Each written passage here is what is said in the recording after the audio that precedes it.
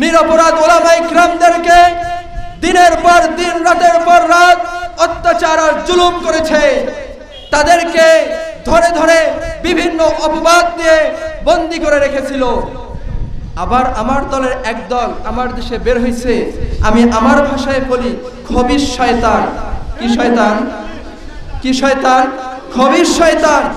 এই খবিশ শয়তানের জাতি বলে যে হুজুররা এতদিন কোথায় ছিল? হুজুররা এতদিন কোথায় ছিল? প্রিয় ভাই, খবিশ শয়তানদের উদ্দেশ্যে আমি বলতেছি, হুজুররা এতদিন কোথায় ছিল? ও খবিশ শয়তানেরা, শুনে রাখো, হুজুররা এতদিন ঘরে বসে ছিল না। হুজুররা এতদিন ভাস্কর্যে ছিল।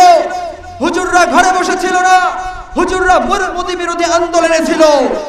খবিশ শয়তানদেরকে এসএমএস দিয়ে যেতে চাই, হুজুররা ঘরে বসে ছিল না। হুজুররা ছাত্রদের মিছিলে ছিল, শহীদদের কাফনে ছিল। প্রিয় সাথী ও বন্ধুগণ, হুজুররা কোথায় ছিল?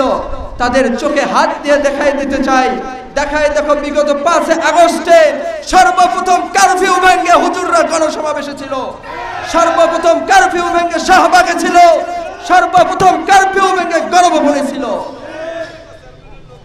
প্রিয় ভাই,